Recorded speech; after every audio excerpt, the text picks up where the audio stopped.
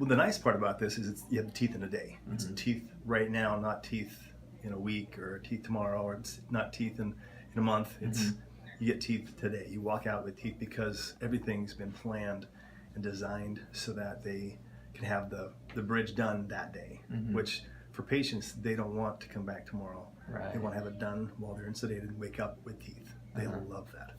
So this has been, I think, the second year we've been doing this now, and it's from day one till now. It's been just you're following the sequence. Yeah. It's just you keep following it, and you do the protocol, and you keep it very consistent, and you get great results.